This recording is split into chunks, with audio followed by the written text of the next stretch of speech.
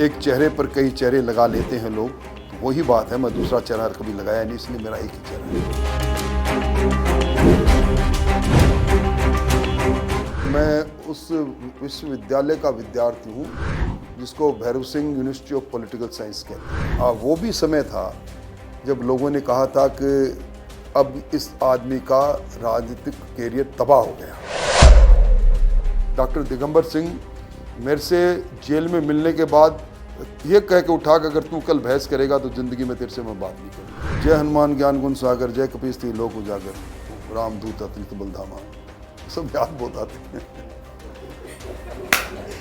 मैं समझता हूँ कि मैं किस मूड में क्या बात कह गया, मैं वैसा हूँ नहीं भाई जैसा आप सोच रहे हैं। ये तो यूनिवर्सिटी का प्रेसिडेंट बन गया, तो मेरे पिताजी का यूनिवर्सिटी के प्रेसिडेंट तो बदमाश बनते हैं। मेरा लड़का अंदर बता रहे हैं कि इमारत। इसमें उतार है, चढ़ाव है, रोमांच है, संघर्ष है, प्यार है और नफरत है। एक फिल्म के लिए पटकथा में क्या होना चाहिए? एक ही परिवार में 3-3 4-4 आरएस एकाएक कैसे हो गया? आपको हर शहर में नौजवान इस कांग्रेस को ललकारता मिलेगा। हम इसी राजधानी के अंदर 5 लाख लोगों के साथ इस सरकार का मातम मनाने आने वाले हैं। नमस्कार, news and Chaupal Punjab Kesari digital का एक स्पेशल शो, और जिसमें हम मेहमानों को बुलाते हैं, मंत्रियों को बुलाते हैं, नेताओं को बुलाते हैं, अफसरान को बुलाते हैं और उनसे पूछते हैं उनकी ज़िंदगी किस तरह से शुरू हुई, उनकी ज़िंदगी के किस्से और उनसे जुड़े हुए तमाम मुद्दे। आज हमारे बीच में वो शख्स मौजूद हैं जिनकी राजनीति का सफ़र 80 के दशक में 1980 के अंदर शुरू हुआ, चुनावी राजनीति का। उससे पहले भी वो छात्र संघ की राजनीति में रहे हैं, लगातार सक्रिय रहे हैं। 2023 का वो साल है जब उनको एक बड़ा ओहदा मिला है। ऐसा नहीं है कि इससे पहले उनको ओहदे नहीं मिले, लेकिन जिसको मुकम्मल उनकी जो जगह है, जिसका हम जिक्र लगातार कर सकते हैं, उनके अनुभव को देखते हुए, उनके तजुर्बे को देखते हुए, वो मुकाम हासिल उन्होंने देर से किया। ये कहा जाता है पब्लिक डोमेन में कि उनका जो राजनीति का जो सफ़र है वो लगातार चलता रहा और बड़े ओहदेदार हैं उनको अपने करीब रखते रहे, उनके साथ वो लगातार चलते रहे, और नेपथ्य से अचानक जिस रूप में वो सामने आए हैं इस चुनावी साल के अंदर, वो शख्सियत हमारे बीच में मौजूद हैं। बहुत बहुत स्वागत कीजिए न्यूज़ रूम चौपाल के अंदर राजेंद्र राठौड़ हमारे साथ। बहुत बहुत धन्यवाद। नेता प्रतिपक्ष के रूप में राजेंद्र राठौड़, अब उनको ओहदा मिला है, लेकिन अगर बीते दशकों की राजस्थान विधानसभा की पूरी प्रोसीडिंग को देखें तो एक लगता है कि राजेंद्र राठौड़ अपने आप में एक अध्याय हैं। लेकिन इस अध्याय को ये मुकाम क्या वाकई बहुत देर में मिला है, जो पब्लिक परसेप्शन है, इस पर वो खुद क्या कहते हैं, उनसे जानते हैं। विधायक के रूप में एक लंबा सफ़र रहा आपका राजेंद्र जी, बहुत बहुत स्वागत आपका पहले तो। और विधायक के रूप में एक लंबा सफ़र रहा, विधायक, मंत्री, भाजपा के बड़े नेता, करीबी नेता, बड़े नेताओं के, और उसके बाद में नेता प्रतिपक्ष। जब ये घोषणा हुई तब आपको कैसा लगा? मुझे कोई अनहोना नहीं लगा। प्रारंभ से ही धरती का कार्यकर्ता रहा।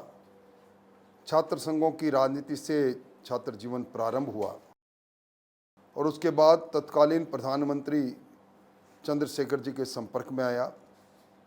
भैरव सिंह जी शेखावत जी साहब की सरपरस्ती मिली जब मैं छात्र संघ का अध्यक्ष था, और उसके बाद एक दौर प्रारंभ हुआ, और उस दौर में मैं मेरे राजनीतिक जीवन को देखता हूँ, उस इतिहास के पन्ने को पलटता हूँ, तो काफ़ी उतार चढ़ाव आते रहे, पर उस सफ़र का अडिग यात्री बनकर आगे बढ़ता रहा। इसलिए अब जबकि हमारे प्रतिपक्ष के नेता जो मंझे हुए नेता थे, जिनके सानिध्य में हमेशा मैं कुछ सीखता था, गुलाब चंद जी कटारिया जब महामहिम राज्यपाल के पद पर गए तो उसके बाद मैं उपनेता के रूप में लगातार काम कर रहा था। मुझे नेता प्रतिपक्ष बनाया है और मैं समझता हूं कि ये एक चुनौती का पद है, एक कांटों का ताज है, क्योंकि जब हम सत्ता के बाहर रहते हैं और सत्ता प्राप्ति की होड़ और संघर्ष चलता है तो प्रतिपक्ष का नेता कई बार अपने उस भूमिका के अंदर सक्रियता के साथ साथ कटघरे में भी आता है और उनसे कुछ उम्मीदें भी होती है।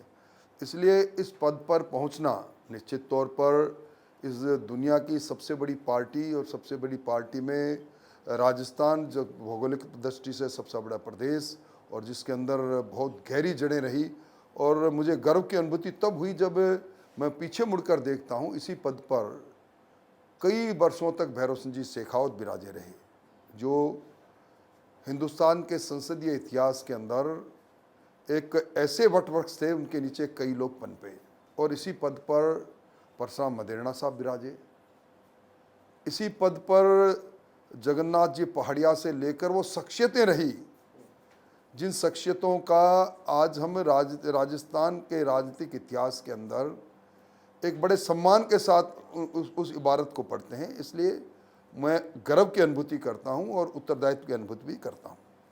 ये तो पड़ाव है, जिस तरह आपने नेताओं का नाम लिया, उनकी जीवन में नेता प्रतिपक्ष का पद तो पड़ाव था, आखिर में वो मुख्यमंत्री बने। खासतौर से भैरव सिंह जी का आपने जिक्र किया। क्या राजेंद्र राठौड़ के समर्थक तो तमाम दावे करते हैं, आपकी हसरतों में मुख्यमंत्री पद है राजस्थान? कतई नहीं, कभी नहीं। मैंने कभी किसी पद के लिए उस सांचे में अपने आप को देखा ही नहीं। इसलिए आपने देखा होगा राजस्थान में कई नेताओं के साथ नारे लगते हैं, मैं मेरे पक्ष में कोई नारा लगाता है तो मैं उसको तत्काल रोकता हूँ। ज़मीनी कार्यकर्ता हैं और भारतीय जनता पार्टी जिसकी फिलॉसफी में कार्यकर्ता का सबसे बड़ा पद माना गया है, इसलिए मैं ये कहूँ कि मैं योग्यतम हूँ और मैं इस पद का दावेदार हूँ, ये मेरे दिलो दिमाग में ये बात ना पहले थी ना आगे आएगी। लेकिन एक लंबा सफ़र आपका, आपसे जिनका राजनीतिक सफ़र है वो छोटा रहा है, कम से कम राजस्थान में वो ओहदे उनको मिले हैं, लगातार मिलते रहे हैं। राजेंद्र राठौड़ बतौर एक राजनीतिक शख्सियत, क्या मन में आपके इस बात को लेकर सवाल नहीं है कि मेहनत तो हुई है, राजनीतिक संघर्ष का नाम है, चुनावी राजनीति में उतरना, लगातार जीतना, इतने सालों तक खुद को प्रासंगिक बनाए रखना, लेकिन मुकाम इतनी देर मिलना? आपको जब ओहदा मिला तो प्रदेश कांग्रेस के अध्यक्ष ने एक टिप्पणी भी की थी कि आपको एक उम्र दराजी के दौर में आपको मौका मिला है। अगर सही शब्द का मैं थोड़ा सा फिल्टर करके यूज़ कर रहा हूँ। मैं समझता हूँ कि मैं उन सौभाग्यशाली व्यक्तियों में हूँ जो अगर राजनीति के इतिहास को पढ़े तो सबसे कम उम्र के अंदर हम विधानसभा में गए, और आज तक जिस दिन गए उस दिन के बाद कभी पीछे मुड़कर जनता ने देखने नहीं दिया, लगातार विधानसभा के सदस्य बने रहे। तो और जहाँ तक उम्र और उम्र दराज की बात है, न्यूमेरिकल नंबर जरूर उम्र हो सकती है। ये बात सही है कि 80 के दशक में छात्र संघ की राजनीति से सक्रिय राजनीति में आकर और लगातार एक जगह पर बना रहना इस काजल की कोठरी और इस फिसलन भरी राह में बड़ा मुश्किल होता है। रपटीला राह है, कभी भी फिसल कर आदमी गिर पड़ता है, पर जब ज़मीन पर पैर को धीरे धीरे रख कर आगे बढ़ते हैं तो मंजिल पहुंचती भी है, मंजिल के पास भी पहुंचते हैं। और इस बात पर कौन किस पद पर है, आपने कभी लॉ ऑफ प्रोबेबिलिटी सुना होगा, संभावनाओं का कानून। ये संभावनाओं का कानून अगर सटीक और सही बैठता है तो राजनीति में बैठता है। किस वक्त क्या संभावनाएं, किस वक्त क्या हो जाए। इसलिए राजनीति में आप कह रहे हो मुझसे कम अनुभव वाले लोग आगे बढ़े तो संभावनाएं उनकी उनने उनको मौका दिया और वो आगे बढ़े। इसलिए पार्टी और सिद्धांत और पार्टी में सभी लोग एक पद पर नहीं पहुंचते, और ये सामूहिक नेतृत्व की बात आप जो देखते हैं ये अगर बची है कहीं तो भारतीय जनता पार्टी में बची है। इसलिए पदों पर एक नाम ऊंचा हो सकता है, नीचा हो सकता है, पर मैं कह सकता हूं कि मैं आदरणीय भैरव सिंह जी शेखावत साहब के उस मंत्रिमंडल में चिकित्सा राज्य मंत्री था, इंडिपेंडेंट पोर्टफोलियो था, उससे लेकर और जब जब भी मंत्रिमंडल बना मैं मंत्रिमंडल में रहा, और जब नहीं रहा तो मैं विधायक दल में किसी न किसी भूमिका में रहा।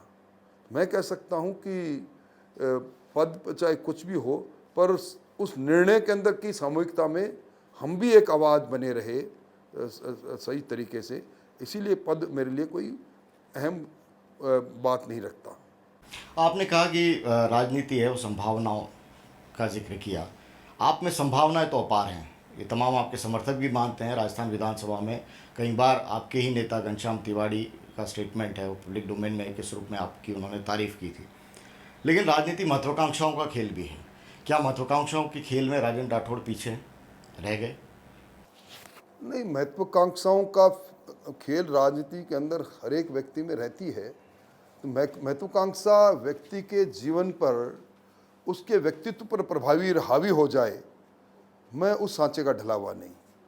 महत्वाकांक्षाएं किसी जगह पर, किसी मन के किसी कोने में किसी की भी हो सकती है, पर मुझे जो काम और मेरा जो काम है उसमें मेरी महत्वाकांक्षा कहीं आड़े नहीं आती। मैं उस रास्ते का अडिग सिपाही हूँ जिस रास्ते पर चलना मुझे मेरे नेताओं ने सिखाया है। आपका लंबा करियर रहा राठौड़ साहब, और विधानसभा की प्रोसीडिंग को जब भी हमने पढ़ा है, लाइब्रेरी के अंदर देखा है, आपके भाषण और आपके मुद्दे हमेशा ऐसे रहे हैं जो उस दौर के अंदर सरकारों को उन्होंने चेताने का काम किया है। तो इतनी जो तैयारी है उसका आपका फॉर्मूला क्या रहता है? कैसे आप मुद्दों को चुनते हैं? क्योंकि 200 सीटें हैं, 200 सीटों पर विधायक हैं, तमाम अपनी बात रखते हैं, लेकिन राजेंद्र राठौड़ अगर बोलते हैं तो लोग सुनते हैं। उसके पीछे की तैयारियां क्या है? मैं नहीं समझता कि मैं बोलता हूँ तो सब सुनते हैं, पर मैं उस विश्वविद्यालय का विद्यार्थी हूँ जिसको Bhairav Singh university of political science कहते हैं। उनके साथ अखबार की कतरन काटने से लेकर, और आप ही के संपादक अजय डड्डा साहब, उनको मैंने घंटों घंटों उनके साथ बतियाता देखा है। तो वो हमेशा मुद्दों के साथ अविरत रूप से लगातार वो उन समकालीन मुद्दों पर चर्चा भी करते थे और उनको खोजते भी रहते थे। बस एक वही आदत है, अखबार को सिर्फ पढ़ना नहीं, अखबार की खबर को संयोग और संजोग के रखना अपने किसी न किसी रूप में, पर उनसे मुद्दे भी मिलते हैं और मुद्दे की तैयारी का पूरा मटेरियल भी मिल जाता है। इसलिए बात जो कहते हैं तथ्यों पर परख रहती है और इसके कारण से लोग सुन भी लेते हैं। एक लगातार आदत रही है, चाहे कुछ भी हो जाए, एक उपन्यास भी साथ में रखता हूँ तो अखबार भी साथ में रखता हूँ। सुबह के चाय जब अखबार पुकारती है तो शाम को शयन कक्ष में वो उपन्यास जिसको मैं पढ़ता हूँ उसकी 4 पेज पढ़ लेता हूँ। तो पढ़ने लिखने की आदत रही, इसके कारण से मुद्दे और मुद्दों के साथ जिंदा भी रहा। नेता प्रतिपक्ष बनने के बाद ऐसा लगता है राठौड़ साहब बहुत मॉडेस्ट हो गए हैं, अपने बारे में बहुत ज़्यादा तारीफ है वो सुनना पसंद नहीं करते। उसके पीछे आपका क्या सहज स्वभाव है या कोई आगे की रणनीति? देखिए, मैं जब मेरे पूरे राजनीतिक जीवन को देखता हूँ तो एक संयोग है ये।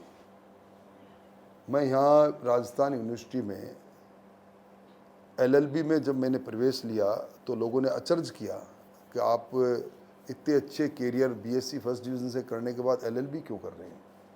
उस समय मन में एक इच्छा थी कि मैं जुडिशियल सर्विस में जाऊं, और कुछ संयोग रहा और कुछ उस वक्त के समकालीन ऐसी व्यवस्थाएं रही, छात्र संघ की राजनीति में आ गया।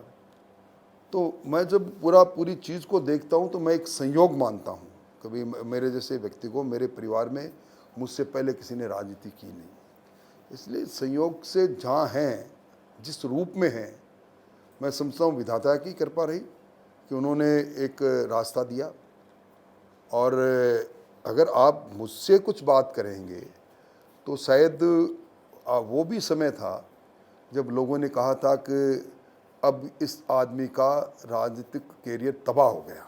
मैं उस पर आऊँगा बिल्कुल। आपके तमाम ये पॉलिटिकल सफ़र की बात होगी, और जो आपने छात्र संघ राजनीति की बात की, हमारे साथ बहुत सारे युवा हैं और उनके अपने दिलचस्प सवाल हैं, उनसे भी आपसे रूबरू करवाऊँगा। लेकिन आपकी राजनीतिक सफ़र में 2 बड़े घटनाक्रम जिसमें कानूनी दांव-पेच आए, पहला तो सती मामला और दूसरा ये जो मामला हुआ आपका दारिया एनकाउंटर वाला।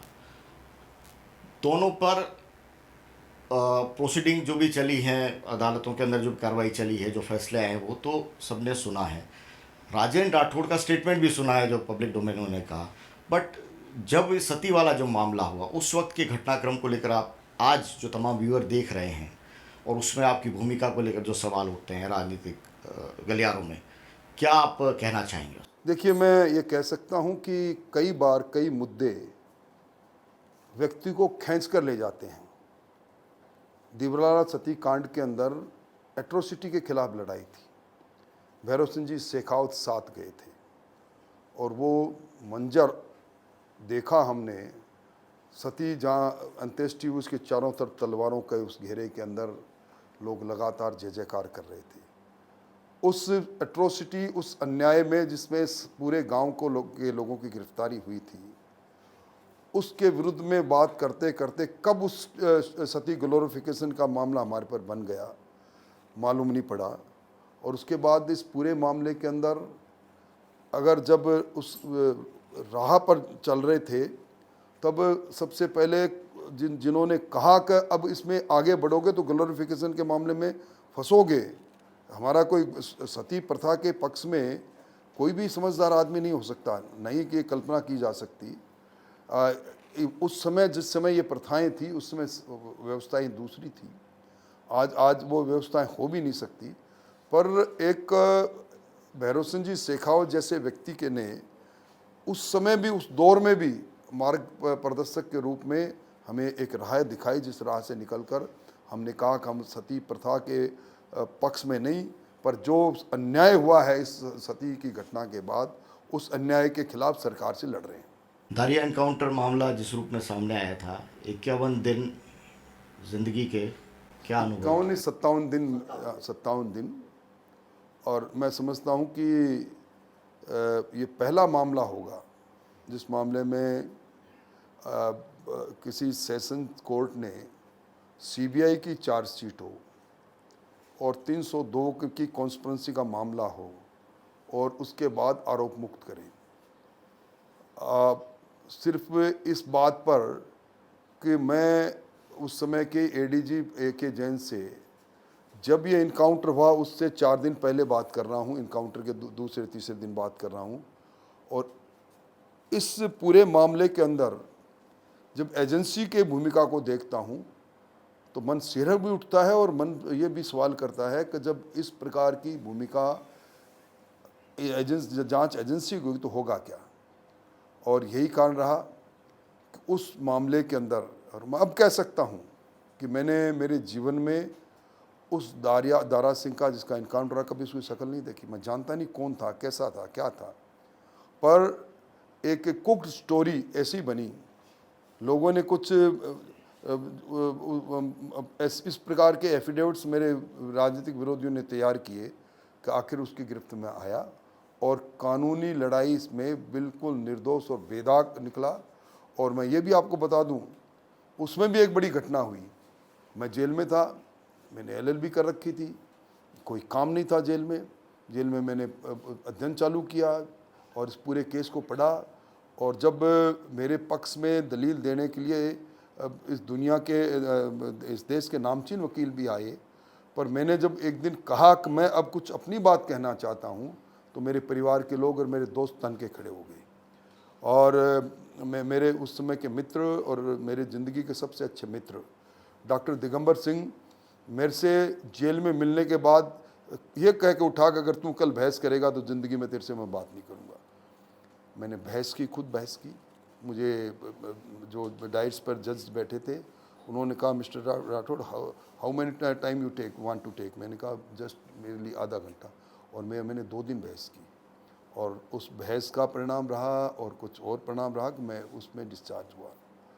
तो मैं समझता हूँ कि कई बार इस प्रकार के मुकाम ज़िंदगी में आते हैं, पर उसके बाद जब ये मामला हुआ, मैं जिस विधानसभा से विधायक हूँ वो उस विधानसभा को जाटलैंड की विधानसभा कहा जाता है। और वो मैं जहाँ से हूँ वहाँ 50 और 60 हज़ार के बीच में अल्पसंख्यक वोट है और 40 और 45 हज़ार के बीच में जिसको हम कहते हैं किसान और जाट मतदाता है। 40 और 45 हज़ार जितने ही हमारे जो अनुसूचित जाति के भाई हैं। और उसके बाद ही इसमें मेरे बरी होने के बाद चुनाव आया। तथाकथित लोगों ने एक ध्येय बनाया, पूरे राजस्थान के लोग पहुँचे कि इस बार राठौड़ विधानसभा में नहीं। तमाम वो बातें कही, पर पब्लिक परसेप्शन में उनकी एक बात लोगों ने नहीं मानी। और वो उसमें भी मैं शायद कितने 24,000 25,000 वोटों से जीता, मुझे एग्जैक्ट मामला ध्यान नहीं। पर जनप्रतिनिधि एक ऐसा आईना है जिसमें जनता उसके अक्स को देखती रहती है। कई बार नए राजनीतिज्ञ लोग ये भूल जाते हैं कि उनके चाल चलने के तरीके से लेकर, व्यवहार से लेकर और उनके लगातार बदलती गाड़ियों तक लोगों की निगाह रहती है। पर मेरे इलाके के लोगों ने कभी महसूस नहीं किया और इसी कारण से मैं फिर वहाँ जीता। 57 दिन जेल। वैसे तो छात्र संघ राजनीति में कई बार आंदोलन के अंदर ऐसा मौके बने होंगे यकीनन कि पुलिस की गिरफ्त में आए होंगे, पुलिस के साथ में आपका वास्ता पड़ा होगा, लेकिन 57 दिन एक क्रिमिनल ऑफेंस के अंदर आरोपी के रूप में रहना, क्या वो दिन उस फ्लैशबैक में जा सकते हैं? तमाम व्यूअर जानना चाहेंगे कि राजेंद्र राठौड़ ने उस 57 दिन कैसे देखिए, बिताए। उस मानसिक संताप को कोई जो गुजरता है वो जानता है। और सीबीआई की चार्जशीट हो और 302 का मामला हो, ये दोनों चीज़ें अगर इस हरे भरे वृक्ष पर लिख दो तो वही सूख जाता है। पर उन दिनों में अपने आप को कोशिश की संभालने की। और फिर एक वो बैरक थी, बैरक के चारों तरफ सांझ ढलते ही चक्कर लगाने प्रारंभ कर देते बूट पहन के, और जब तक गिरने की स्थिति में नहीं आते थे घूमते रहते थे, इसलिए रात निकल जाती थी। सुबह उठ के फिर किताबों के सहारे गुजर जाता था दिन। इस तरह दिन निकल गए। पर मैंने उस समय सोचा था कि मैं किताब लिखूंगा, वो 57 दिन। मैंने उस समय भी एक स्टडी प्रारंभ कर दी। लोग हमसे मिलने भी आते थे और कुछ हमारी बैरक में और बैरक के पास की बैरक में भी मैं ये खोज रहा था कि इस जेल के अंदर है कौन लोग, कितने लोग वो हैं जो आप अपने किए हुए कर्म पर पश्चाताप कर रहे हैं, कितने लोग वो हैं जो इस बात पर दुख और तकलीफ में हैं कि कानून के गलियारा ने निर्दोष होते हुए मुझे यहाँ रखा है। तो बड़ी संख्या में ऐसे लोग भी मुझे मिले। कहानियाँ कुछ लिखी थी, पर जेल से जब निकला और उसके बाद जनता ने जिस प्रकार पलकों पर बैठाया और उसके बाद चुनाव की उस राजनीति में मैं वो पन्ने कहीं ढूंढना भूल गया। इसलिए इच्छा बहुत थी कि मैं किताब लिखूं, पर लिख नहीं पाया। अभी मौका बनेगा तो लिखेंगे ज़रूर। और निश्चित तौर पर अब जब कभी भी, देखिए, हर एक चीज़ की एक सीमा है। और जब कभी भी इस राजनीति से रुखसत करेंगे, और मैं खुद ही करूँगा, दर्शकों से भी कह रहा हूँ, जब समय आएगा आप स्वेच्छा से राजनीति छोड़ने की बात करेंगे? किसी मोड़ पर अलविदा भी कहेंगे और एक नई राह को भी पकड़ेंगे, दुनिया को भी देखेंगे। उसमें मैं इन सारी किताबों को पन्नों को ढूंढूंगा और लिखूंगा। आपके स्टेटमेंट ने एक नया सवाल पैदा कर दिया कि राजनीतिज्ञों के लिए उम्र की सीमा होनी चाहिए क्या? निश्चित तौर पर। देखिए, वैसे तो जब कभी भी आपके शारीरिक रूप से आप स्वस्थ रहें, मानसिक रूप से आप स्वस्थ रहें तो कोई सीमा नहीं। पर फिर भी सीमा प्रकृति ने जो दिया है, वो प्रकृति के नियमों के विपरीत हम नहीं जा सकते। सीमा निश्चित तौर पर होनी चाहिए, पर उनके अनुभव का लाभ भी लेना चाहिए। खैर, जेल की बात हो रही थी, महिपाल मदेरणा भी आपके साथ में थे भवरी मामले में, वो भी उसी जेल में थे और अनशन भी आपने किया था वहाँ पर। वो किस्सा क्या है? देखिए, जेल में हम लोग जब थे, तब हमने एक कोर्ट से दरख्वास्त की थी कि हमें हमारा खाना बाहर से अलाउ किया जाए।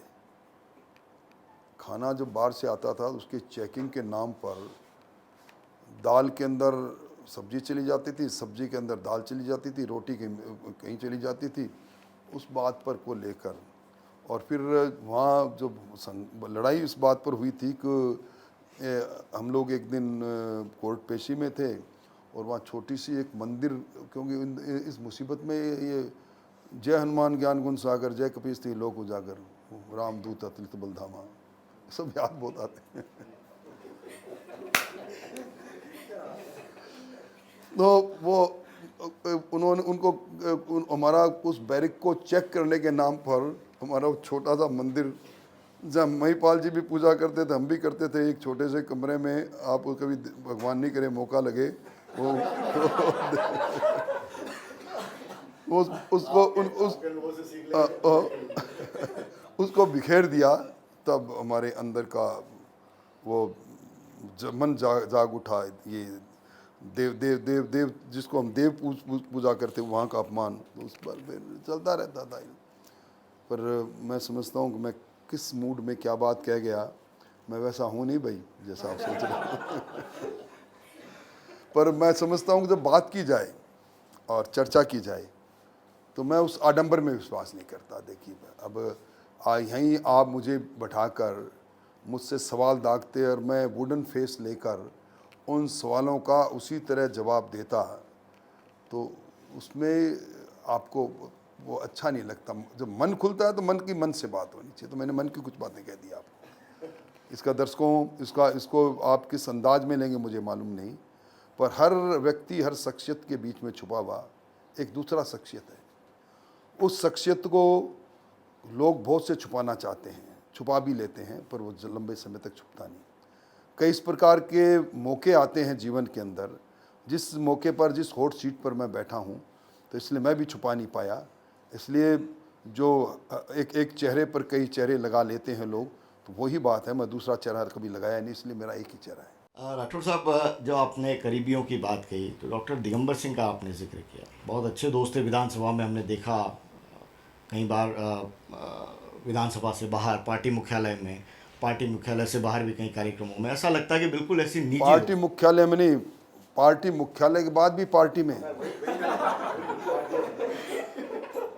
और देखिए तो भाई, आप सब लोग सुन रहे हैं, ज़िंदगी में कुछ भी मिल सकता है, पर यार नहीं मिलता, दोस्त नहीं मिलता।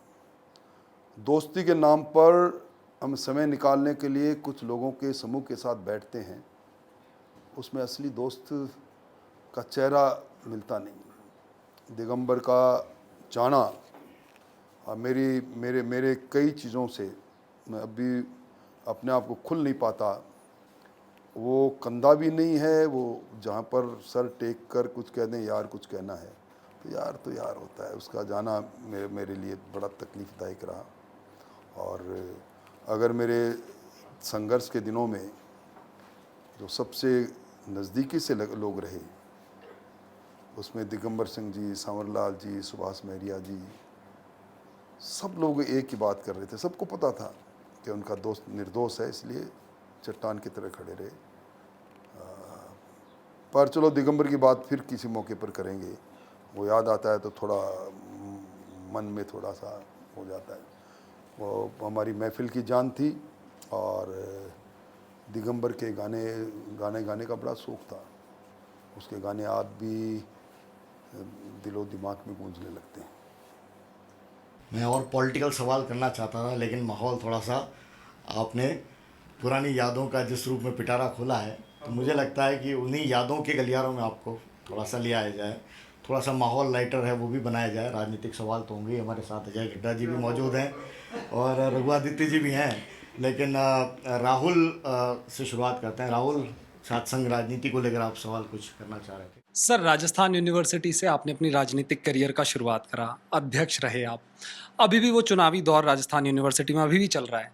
तो उस वक्त जो राजस्थान यूनिवर्सिटी का जो माहौल हुआ करता था, जो दौर था चुनावी दौर, और इस वक्त आप जो देखते हैं, इनके बीच में फ़र्क क्या लगता है आपको? क्या कुछ डिफरेंस आ गया तब में और अब में? देखिए, जब मैं उस दशक को देखता हूँ तो कैंपस और परिसर जिंदा था, खेल का मैदान जिंदा था, एनआरसी की कैंटीन जिंदा थी और ह्यूमैनिटेरियन ब्लॉक जिंदा था। आज मैं एक सन्नाटा उनमें देखता हूँ। उस समय इशू बेस्ड पॉलिटिक्स थी, छात्रों की राजनीति थी। उस राजनीति के अंदर दूसरों की दखलंदाजी नहीं थी।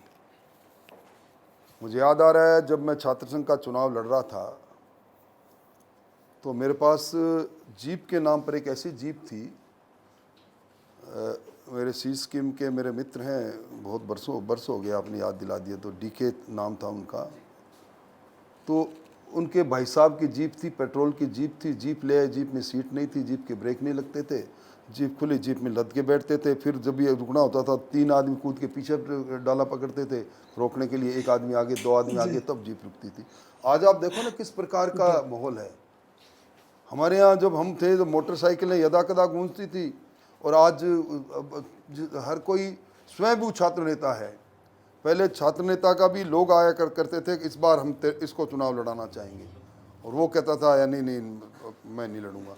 और अब तो मैं देख रहा हूँ कि बड़ी बड़ी गाड़ियाँ, 1 करोड़ के 1.5 करोड़ की गाड़ियों के पीछे युवा नेता भी अपना पोस्टर लगा के युवा नेता भी बन जाते हैं, छात्र नेता भी बन जाते हैं। उस समय छात्र संघों की भूमिकाएं अहम हुआ करती थी कि वो दशक था जब बाबू जयप्रकाश नारायण के उस समग्र क्रांति की बातें भी गूंजा करती थी। आपातकाल का दौर भी उस समय था। तो वो समय और इस समय में दिन रात का अंतर है। उस समय विद्यार्थियों के अंदर आपस का सामंजस्य था, और विद्यार्थी आपस में किसी बात पर उलझ सकते थे, पर विद्यार्थियों से दूसरा कोई उलझ जाए, कॉलेज की बात हुआ करती थी। मेडिकल कॉलेज का कैंपस से झगड़ा तो कैंपस पूरा एक, चाहे उसमें सब हो, तो इस तरह की बातें थी। वो दौर गुजर गया। और मैं समझता हूँ कि मैं खुद भी छात्र संघ की राजनीति से जब सक्रिय राजनीति में आया, तो मैं खुद इसके लिए प्रेरित नहीं हूँ, मुझे प्रेरित किया गया कि अब छात्र संघों की राजनीति से, सक्रिय राजनीति का ये इतना इतिहास रहा, ये लोग रहे, तुम भी आओ। तो भाई, तो आपको भी लोग मनाने के लिए पहुंचे थे कि भाई हमारी तरफ से अब आप खड़े होइए राजस्थान यूनिवर्सिटी में? नहीं था, हमारे एक ग्रुप था जिस ग्रुप के लोगों ने तय किया था, बहुत पहले तय कर लिया। मैं छात्र सीनेटर बना, छात्र सीनेटर बनने के बाद में छात्र संघ का अध्यक्ष रहा। और उस समय आपके प्रबंध संपादक अजय डड्डा जी बड़े खूबसूरत हुआ करते थे, ये भी वहाँ घूमा। सर अजय डड्डा जी अभी भी बहुत खूबसूरत इंसान है। उस समय इनकी अदा दूसरी थी जी, मैं बताऊंगा। अच्छा। जरूर। अच्छा सर, आपके करियर की शुरुआत की बात करें, जब आप राजनीति में आए, जब आपका दौर शुरू हुआ, आपके पिताजी आरएस अफसर थे, तो एक मिडिल क्लास फैमिली क्या होती है ना, अपने बच्चे को भी उसी लेवल पे सोचती है। अपने एक पिताजी जो होता है वो सोचता है हम इस लेवल पे हैं, हमारा बच्चा हमसे आगे जाए, मेरे कुछ अच्छा पिताजी करे। बहुत नाराज थे। हाँ बिल्कुल, मेरा सवाल यही था। तो आपके लिए सफर शुरुआत करना कितना आसान रहा या मुश्किल रहा? मैंने बताया नहीं कि मैं छात्र संघ का अध्यक्ष बन गया। अच्छा। मेरे पिताजी को उस समय डीआईजी थे बीकानेर में, भागीरथ जी बिश्नोई, वो मिल गए किसी फंक्शन में। उन्होंने कहा कि ये लड़का आपका है क्या? उन्होंने कहा तो ये तो यूनिवर्सिटी का प्रेसिडेंट बन गया। तो मेरे पिताजी का यूनिवर्सिटी के प्रेसिडेंट तो बदमाश बनते हैं, मेरा लड़का तो बदमाश नहीं है, कब बन गया वो। तो कम सुन का टेलीग्राम आया, और उसके बाद बुला लिया गया। उसके बाद में तत्कालीन मुख्यमंत्री भैरव सिंह जी शेखावत और कल्याण सिंह जी कालवी, इनको मैंने कहा साहब घूमर भी करवाना है, ये भी करवाना है, मेरे पिता को मनाओ किसी तरह। इसी तरह करके वो बिल्कुल। एक सर, पब्लिक डोमेन में ना एक बात है कि बहुत सालों से आप सुबह की चाय और दिन का खाना अकेले नहीं खाते, तो इसके पीछे क्या वजह है? देखिए, जब छात्र संघ का अध्यक्ष था तब यूनिवर्सिटी गेट पर बब्बू की थड़ी में चाय बड़ी अच्छी बना करती थी, वहाँ पिया करते थे मुड्डों पर बैठ के। तो उसी समय पूरे राजस्थान में ये था कि ये 6 बजे है तो 7:30 बजे वहाँ मिलेगा, और वही एक आदत बन गई। ये बात सही है कि चूरू में भी मेरे उठने से पहले मेरे को चाहने वाले मेरे मिलते हैं, और शाम को भी उन लोगों के साथ ही डिनर होता है, और सुबह की चाय भी उनके साथ ही होती है। बस कभी ऐसा मौका मिलता कम है, पर कभी सप्ताह में 1 आधा दिन अकेले दोपहर में भोजन कर लें तो कर लें, पर वो कोई ख़ास बात नहीं। जीवन की दिनचर्याएँ हैं, अपने आप को ढालने का तरीका है, और अटपटानी अच्छा लगता है उसमें। जब कभी भी बाहर चले जाते हैं, विदेश भी चले जाते हैं और चले जाते हैं, और चाय अकेले जब पीते हैं तो यूँ लगता है न जाने क्या कमी रहेगी। तो ये बातें हैं। सर, जब आप राजनीति में उतरे, आपका दूसरी तरफ पैरेलली आपका परिवार भी बसा, बच्चे हुए, तो उस समय आप उनको उतना वक्त दे पाए जितना एक फैमिली को देना चाहिए? नहीं दे पाए। इसीलिए मैं अब जितना बेटे से प्यार नहीं कर पाया, उससे ज़्यादा पोते से प्यार करता हूँ। पोता सर वैसे भी दादा के बहुत करीब होता है। और अभी भी वो चारों तरफ मेरे ही घूमता है। रौनक हमारे साथ में है, हमारे सहयोगी। रौनक फिटनेस फ्रीक है सर, इनकी फिजिक आप देखिए। हाँ? सर मेरा सवाल भी जुड़ा हुआ उसी से ही है कि आपका पूरा दिन शेड्यूल बिजी रहता है, सुबह की फिटनेस, और आपके ये भी कही जाता है कि पॉलिटिक्स के अंदर काफ़ी कुछ नेता हैं उनमें आपकी गिनती भी की जाती है कि आप काफ़ी हैंडसम भी है। तो अपनी लुकिंग को एक प्रॉपर मेंटेन रखना और अपनी फिटिंग प्रॉपर रखना कैसे रख पाते हैं आप? देखिए, खंडर बता रहे हैं कि इमारत बुलंद। अब हम खंडर की ओर हैं, पर यह है कि ये खंडर भी अब भी सुबह अगर कहीं बाहर हूँ और वो कोई मेरे को सुविधा नहीं मिले तो दूसरी बात है, पैर में जूते आते हैं और एक बार ट्रेडमिल पर ऊपर चढ़ी लेते हैं और उसके बाद 26-27 मिनट चलते हैं। और वरना चूरू में हमारा नेचर पार्क है, उसमें 3 चक्कर लगाते हैं तो 6 किलोमीटर हो जाते हैं। तो एक आदत में शुमार हो गया, तो वो कोई अटपटा नहीं लगता कि ये अपने लिए कर रहे हैं। एक मशीनी ज़िंदगी के अंदर एक ये भी इंदराज हो गया कि अपने शरीर को सुबह सुबह ज़्यादा नहीं तो आधा घंटा रोज़ मैं तो बरसों से दे रहा हूँ। और मैं आप सबसे भी कहूँगा कि स्वस्थ शरीर में स्वस्थ मन और मस्तिष्क रहता है, इसलिए सुबह के वो पल, उस पल में इस शरीर को थोड़ा कष्ट दो, एक बार पसीना निकले तो आप समझो कि आपका पूरा दिन और पूरे दिन का खान पान कैसा भी रहा होगा उसका एक तरह से बैलेंस हो जाता है। सर हमारी टीम है जो आपकी शेड्यूल जो आपका पूरा दिन का रहता है उस पर रिसर्च कर रही थी। काफ़ी सालों से आपका रूटीन लगभग एक सा रहा है कि सुबह आप उठते हैं, सुबह काम करते हैं, शाम तक आपका रूटीन ऐसा रहता है। तो आपको कभी लगा नहीं क्या थोड़ा आराम करना चाहिए, या फिर आपने कभी ऐसा सोचा कि यार सुबह से लेकर शाम तक काम करते हैं, एक ऐसी रूटीन भी फिक्स किया जाए कि इतने टाइम से लेकर इतने टाइम तक ही काम करना है? जब पिताजी सरकारी नौकरी में रहे हों। काम, मैं समझता हूँ काम क्या है, लोगों से मुलाकात करना, लोगों की बात सुनना, ये तो कर्म और धर्म है, इसमें काम नहीं है। और मुझे नहीं लगता कि मैं दोपहर में कभी सोया हूँगा, और कभी सोने की कोशिश भी की तो नींद ने घेरा नहीं। इसलिए अपनी अपनी स्टाइल, अपना अपना तरीका है। एक लंबा समय हो गया, और ये ज़रूर कहूँगा कि पदों पर जाकर अपने जीवन जीने की तौर तरीक़ों को जिसने भी बदला है वो जनता की निगाहों में आता है।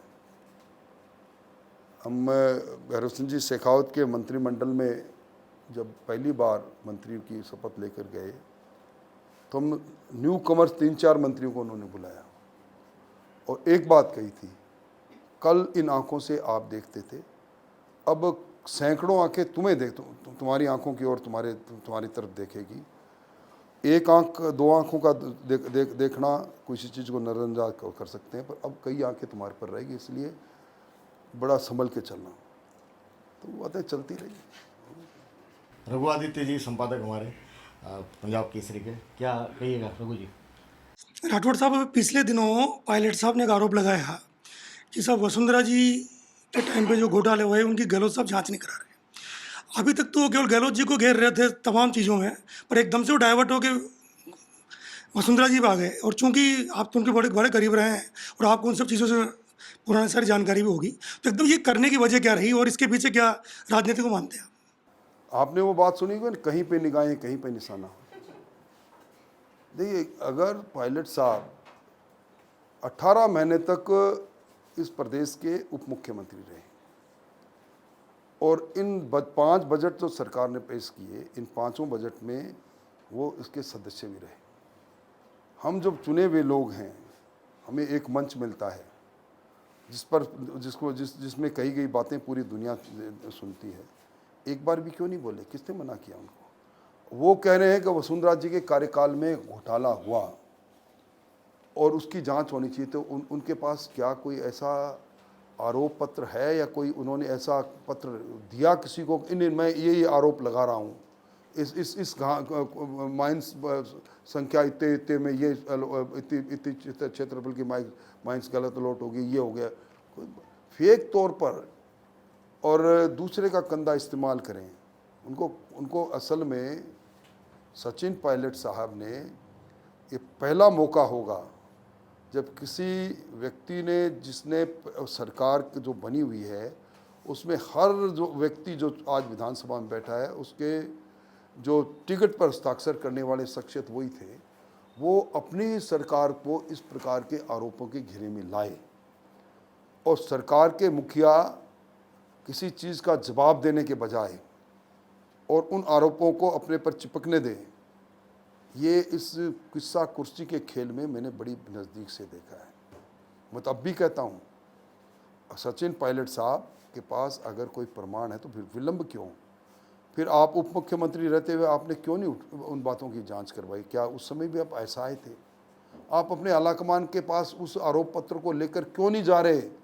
आपकी नहीं मान रहे मुख्यमंत्री, जो लेके जाओ ना। सुना है कि आप बड़े नज़दीक हैं प्रियंका जी के पास लेके जाओ कि मैं ये आरोप है, मेरे पत्र है मेरे पास, ये तो लेके जाएं, कराओ जांच।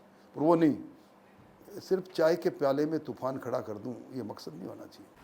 राठौर साहब, जब आप पायलट की या गहलोत और इनके बीच का जो द्वंद्व है इसकी बात करते हैं तो ऐसा लगता है कि कहीं न कहीं बीजेपी कहीं न कहीं इस ट्रैप में फंस रही है। वजह बताता हूँ। एक स्टेटमेंट आपका आया अभी 2 वीक पहले कि पायलट का विमान ऑटो मोड पे है। उससे पहले 5 अगस्त 2020 को कि पायलट की अभी माफ़ कीजिएगा, अभी आया आपका कि पायलट की बीजेपी को ज़रूरत नहीं है, जब पूछा गया। फिर आपका 29 अगस्त 2021 को स्टेटमेंट था कि अपमान की राजनीति इस हद तक है कि सचिन पायलट अपना जन समर्थन दिखाने को मजबूर है। जब सचिन पायलट का जन्मदिन था, उनके बंगले पर बड़ी तादाद में युवा आए, तो भारतीय जनता पार्टी के अकेले आप नेता थे, उन्होंने कहा कि युवाओं में बहुत लोकप्रिय नेता है, इसको कोई पूछ नहीं रहे हैं कांग्रेस के अंदर। तो पायलट पर आपका स्टैंड क्या है? कहीं पायलट ने वसुंधरा राजे जी पे कथित उनके भ्रष्टाचार के आरोप लगाकर कहीं आपको ट्रैप में तो नहीं ले लिया? देखिए, मैं नहीं समझता, दुनिया जानती है। अगर पायलट साहब के पास कोई प्रमाण थे तो उनको लेके पहले आना चाहिए। आज तक स्पेसिफिक कोई आरोप लगा नहीं पाए। दूसरी बात, ये बात सही है मैंने जो कही, मैंने जब मैं सरकार में मंत्री था और संसदीय कार्य मंत्री था, उस विधानसभा में, जिस विधानसभा में हम शासन के और ट्रेजरी बेंचेज में थे, पायलट साहब को जूझते हुए लड़ते हुए देखा है। और मैं मानता हूं कि पिछली सरकार के गठन में जो एक समुदाय और एक वर्ग और एक क्लास ऑफ द सोसाइटी, उसके दिलो दिमाग में जब ये बात बैठी कि पायलट ही अगले मुख्यमंत्री होंगे, उन्होंने भारतीय जनता पार्टी का दामन छोड़ा भी और एग्रेसिव पॉलिटिक्स में पायलट के साथ भी रहे। और ये भी सही है कि ये पहला मौका है जब 7 दिन तक आलाकमान फैसला नहीं कर पाए मुख्यमंत्री कौन बने, और दूसरी तरफ फिश प्लेट खोली गई ट्रेनों पर, ट्रेन की पटरी पर लोग आ गए। और ये इसमें भी शक नहीं कि ये पहला मौका है कि जो शासन और सत्ता बनाने में अहम भूमिका था वो राजद्रोह के मुकदमे का मुलजिम भी रहा। और इसमें भी शक नहीं कि ये पहला मौका है कि जिस सरकारी मुख्य सचेतक जी ने 3 मुकदमे एसीबी में, 1 मुकदमा एसओजी में दर्ज किया, नामजद दर्ज किया, और हॉर्स ट्रेडिंग और पैसों के लेन देन का मामला दर्ज किया, उसमें एफआईआर दी गई तो गृह मंत्री के रूप में मुख्यमंत्री जी ने की सहमति से दी गई। और इसमें भी शक नहीं कि जब सारी बातें खुद ये कह रहे हैं कि नहीं हमारे यहाँ कोई लेन देन नहीं हुआ, हमारा कोई व्यक्ति आरोपी नहीं है, और अब कह रहे हैं कि आरोपी है। तो ये इस प्रकार की राजनीति, और राजनीति में बदलता हुआ जब फिजा होता है तो निश्चित तौर पर किसी का प्लेन उड़ता है तो ऑटो मोड में उड़ता है। और आज 11 तारीख को बड़ा फैसला होगा, ये फिजा में बात तैरी, और 11 तारीख को कुछ नहीं हुआ। आज अगर उन्होंने, पायलट साहब से मेरा ही सवाल है कि उन्होंने कुछ मुद्दों को लेकर, बुनियादी बातों को लेकर जन संघर्ष यात्रा प्रारंभ की थी, क्या वो मुद्दे समाप्त हो गए? क्या आरपीएससी भंग होगी? क्या बाबूलाल कटारा ने जिस सब इंस्पेक्टर की परीक्षा का वो कन्वीनर था, उसका रिजल्ट निकल के लोग वो सितारे लगाएंगे 2-2 अपने कंधों पर, उसमें पूरी बात होगी? क्या उनकी वो बात के वो रीट के किरदार आखिरी कहाँ है? वो बातें आज अनुत्तरित सवाल है। इसलिए कई बातें हैं इस कांग्रेस की राजनीति पर इतनी रोचक है। मैं आप ही को कहूँगा, डड्डा साहब कहूँगा, एक उपन्यास लिखोगे ना तो बहुत सेल होगी, बहुत पढ़ेंगे। इसमें उतार है, चढ़ाव है, रोमांच है, संघर्ष है, प्यार है। और नफरत है। एक फिल्म के लिए पटकथा में क्या होना चाहिए? इसमें हीरो और विलेन भी है, हीरो भी यही है और विलेन भी यही है। इसमें मुस्कुराते हुए फोटोओं में दोनों की तस्वीरें भी मिलेगी, तो एक दूसरे को गद्दार, नक्कारा और नालायक कहने वाली बात नहीं। आप उपन्यास लिखो इसमें। आरपीएससी को लेकर सवाल है। मेरा सवाल, आप क्योंकि कानून के भी जानकार हैं, एलएलबी की हुई है, विधायी कामकाज आपसे बेहतर राजस्थान के अंदर बहुत गिने चुने लोग हैं जो जानते हैं। आरपीएससी को भंग करना, ये मांग पॉपुलर डिमांड है, सचिन पायलट ने उठाई है, मुख्यमंत्री ने कहा कि ऐसा हो नहीं सकता। मैं नेता प्रतिपक्ष से पूछ रहा हूँ कि क्या वाकई ऐसा हो सकता है, प्रावधान है, और क्या करना चाहिए सरकार को? देखिए, दो मौके हैं। पिछली बार जब अशोक गहलोत शासन में थे तो हबीब खां, उनको इन्होंने आरपीएससी का चेयरमैन बनाया था, और उसके बाद जब हम आए तो उनको त्यागपत्र देना पड़ा, मुकदमा फेस भी करना पड़ा। इस बार जब आए हैं तो इन्होंने जिनको नामजद किया है, उत्कृष्ट व्यक्ति मानते हुए सोसाइटी का नामजद किया है इन्होंने बाबूलाल कटारा को। और जब आप बिल्ली पूरा दूध पी पी के गटक जाए और आप बिल्ली से सवाल ही नहीं करोगे और बिल्ली को घर में रखोगे तो सवाल दुनिया कहेंगे ना, ये बिल्ली दूध पीने वाली है। तो एक बिल्ली अभी सींचों में आई है, बहुत से लोग हैं। आरपीएससी की पवित्रता तार तार हुई है। राजस्थान में बच्चा तैयारी करता है, कोचिंग करता है, पढ़ाई करता है, और उसके दिलो दिमाग में जब ये आ जाता है कि नहीं, ये प्रश्न पत्र लीक हो गया। आज मैं पूछना चाहता हूँ कि क्या रसूखदारों के बच्चों में एकाएक मेधावी बन गए? वो एक ही परिवार में 3-3 4-4 RS एकाएक कैसे हो गए? एक जितने ही नंबर उनके इंटरव्यू में क्यों आ गए? कई सवाल है। तो मैं समझता हूँ कि जिस प्रकार यहाँ के नौजवानों के अरमानों के साथ जो खिलवाड़ हुआ है, और आज मेरी बात पर विश्वास नहीं करेंगे, मैं कोई राजनीतिक तंज भी नहीं कस रहा और राजनीतिक भविष्यवाणी भी नहीं कर रहा, पर जिस दिन चुनाव की घोषणा हो जाएगी, आपको हर शहर में नौजवान इस कांग्रेस को ललकारता मिलेगा। वो हमारा समर्थन करे नहीं करे, पर कांग्रेस को ललकारेगा। तकनीकी रूप से आरपीएससी को भंग करने का जो मेरा सवाल था कि आप उस पर तौर पर जब आरपीएससी, देखिए, एक चावल हम खिचड़ी से निकाल के देखते हैं, खिचड़ी पकी नहीं, एक चावल को देख लिया आपने। आरपीएससी को इस मौजूदा स्वरूप को भंग तत्काल करना चाहिए। अब तक आरपीएससी की जितनी परीक्षाएं हुई है वो सारी इस शासन की जांच होनी चाहिए। मैं चाहूँगा कि अगर किसी तरह कोई बदलाव का संभावना कहीं होगी, उसमें मैं सबसे पहले ये मांग करूँगा हमारी सरकार से कि सारी भर्तियों की जांच करो। अब मैं गुजारिश करूंगा आपके, नहीं, मैं बिल्कुल, देखिए, अजय जी के साथ मैं अजय जी को बीच में मैं लाना चाह रहा हूं। इसलिए कहूँगा, नहीं, अजय जी मेरे से सवाल इसलिए नहीं आपने करेंगे। कहा कि अजय जी बहुत से मेरे जीवन के अनछुए पहलू, वही मैं जानना चाह रहा मैं हूँ। नहीं चाहता कि मेरे अनछुए पहलू आपने मेरे कहा अनछुए पहलू कहीं सामने आ जाए।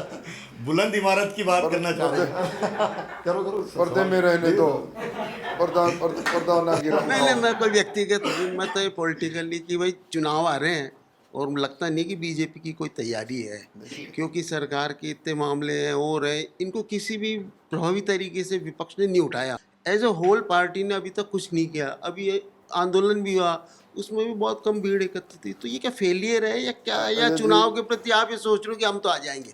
अजय जी, आपको मैं याद दिलाना चाहता हूँ, जब हम 33 विधायक बचे थे तब बाजरी पर लेवी लगी थी। भैरव सिंह जी ने लेवी के खिलाफ आंदोलन किया, पटवार सर्किल तक गए और उसका नतीजा कुछ नहीं निकला।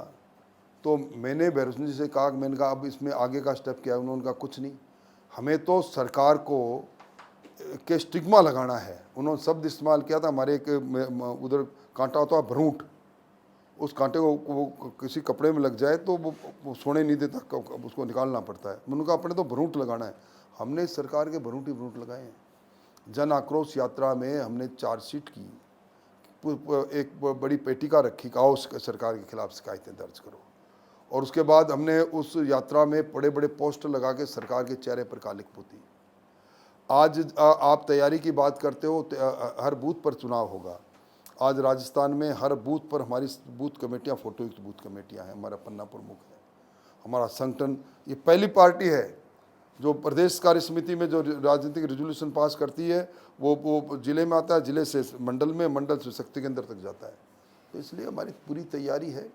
अब चुनाव आ गया, अब आप देखोगे अजय जी, और आप मेरे को उस दिन शाबाशी भी दोगे, हम इसी राजधानी के अंदर 5 लाख लोगों के साथ इस सरकार का मातम मनाने आने वाले हैं, ये जुलाई के आखिर तक। अभी हमने योजना बनाई है और आपने देखा होगा कि भ्रष्टाचार के विरुद्ध भी हमने जंग चालू की है। अब जल्दी ही किसानों की ज़मीन जिस प्रकार नीलाम हो रही है, अटैच हो रही है, उस पर भी बात करेंगे। तो करें। आपकी मुहिम में भीड़ नहीं आ रही, ये एक तमाम लोग हैं उनका आकलन होता है, खासतौर से कांग्रेस के देखिए, नेता हैं। हमारे कार्यक्रमों में भीड़ नहीं आती। तो आपने अजमेर में और आबू रोड के अंदर प्रधानमंत्री जी की रैली देखी, वो भीड़ आई, कितने घंटे तक उनका इंतजार करते रही। हम नरेगा के लोगों को आगे बैठाकर और उस तरह की भीड़ नहीं करना चाहते। हम महंगाई राहत कैंपों में मेरा कार्ड लेके जाओ, अगर 100 यूनिट का फ्री लेना है, अगर 500 यूनिट का सिलेंडर में रिबेट लेना है, तो आओ मेरा कार्ड लेकर जाओ और मेरी फ़ोटो लगाओ। हम उस तरह की भीड़ नहीं करते। क्या हो रहा है? मुख्यमंत्री जी किसको भाषण पिला रहे हैं? आप देखिए, ये सरकार है, हमारा संघीय ढांचा है, फेडरल सिस्टम है। कभी आपने देखा कि मुख्यमंत्री जी सरकारी धन पर लगे उस कैंप में पीछे लिखा मोदी बचाओ भगाओ देश बचाओ?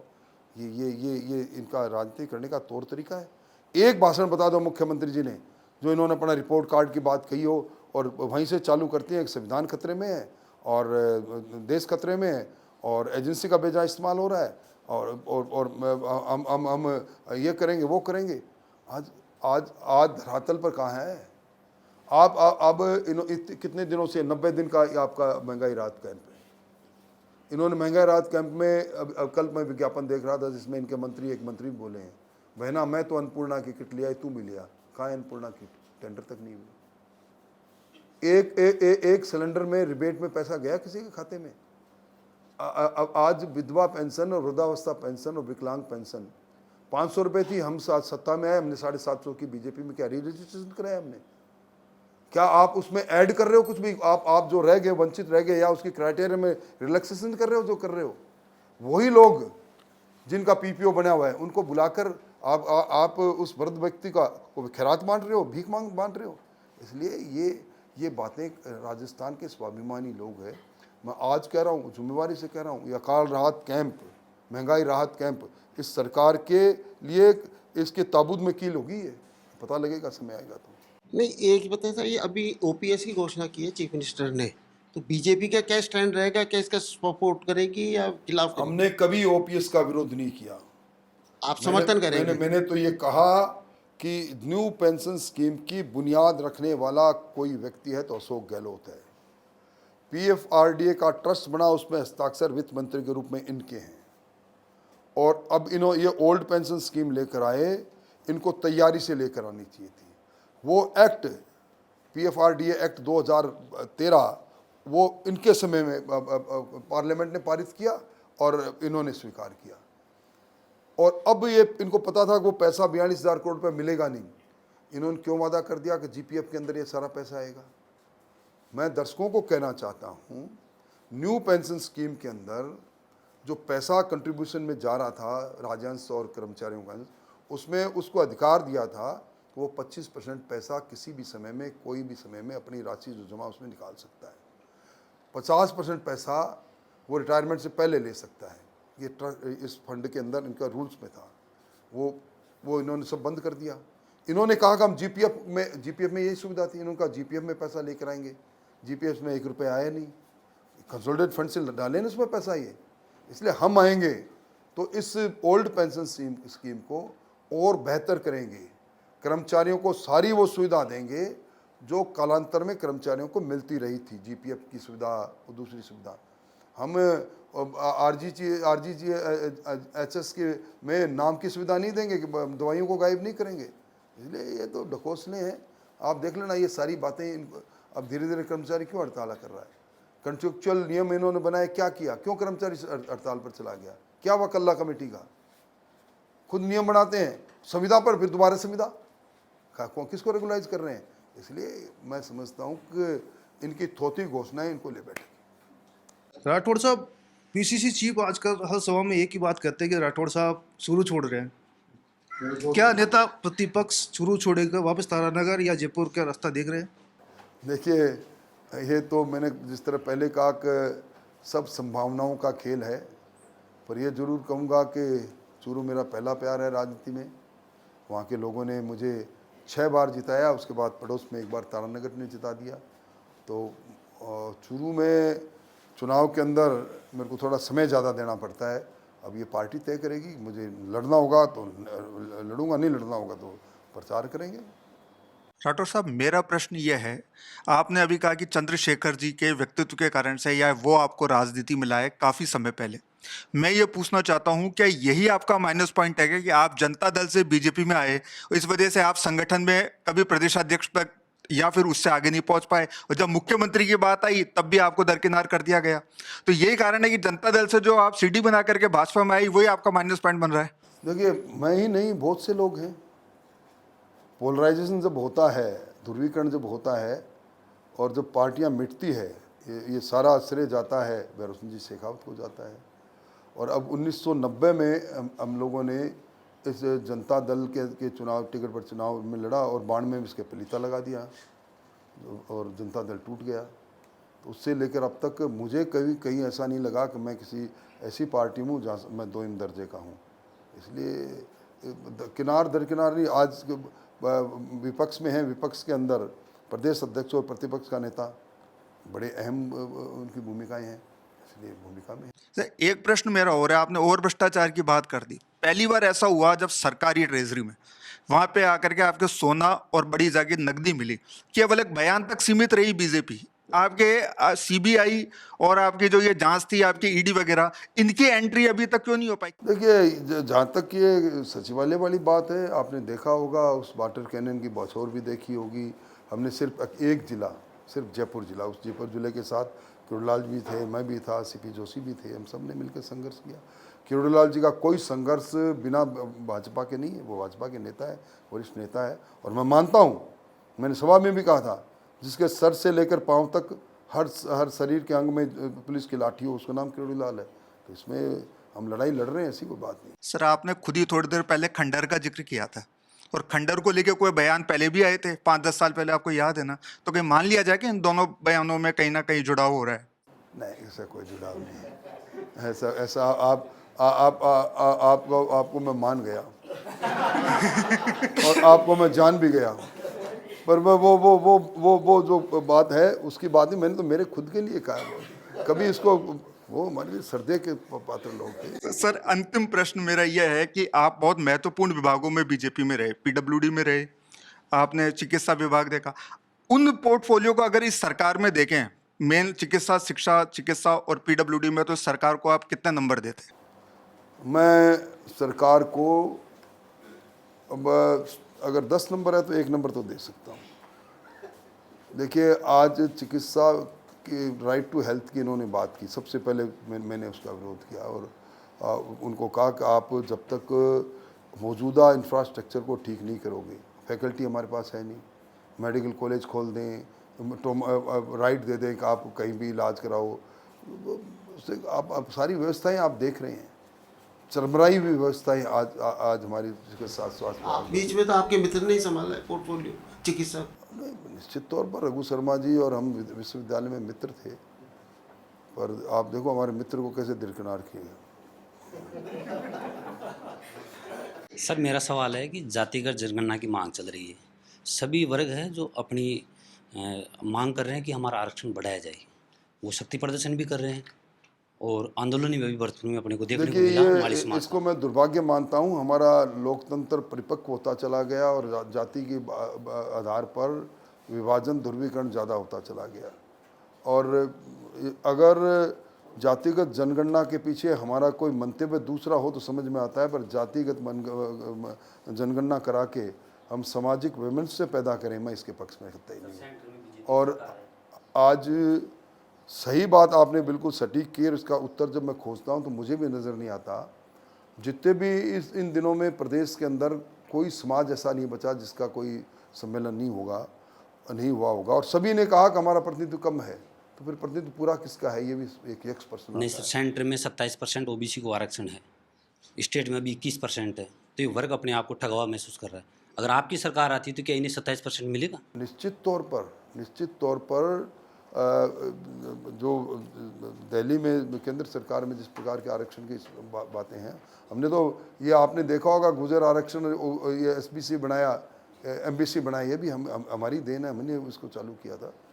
कई चीज़ें हैं आरक्षण के सवाल में, बड़ा सवाल ऐसा है जिसमें कई मायने निकाले जा सकते हैं। पर एक सर छात्र राजनीति की बात हुई थी, आज 44 साल पहले आप अध्यक्ष रहे। आज राजस्थान यूनिवर्सिटी देखा जाए तो पिछले 4-5 साल से ना कांग्रेस का, ना एबीपी, ना एनएसयूआई का पैनल से कोई जीत करा रहा है, केवल निर्दलीय ही अपनी बाजी मार रहे हैं।